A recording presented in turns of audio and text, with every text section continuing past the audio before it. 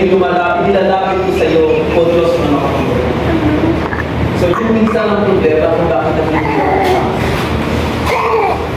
dahil sa paggawa ng kasalanan. Ngunit kung tayo magbabago at magbabalik loob sa Diyos,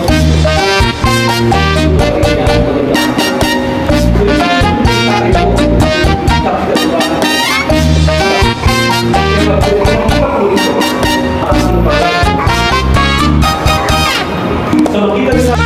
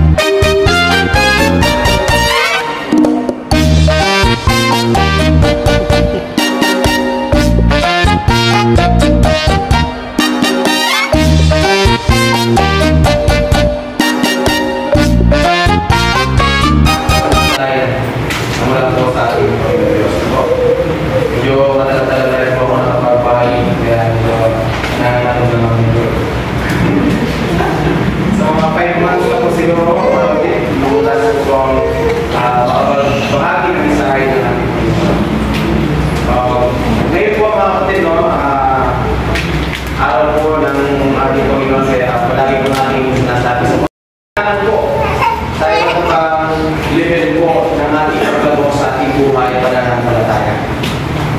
Ito po ay makita natin sa Galatians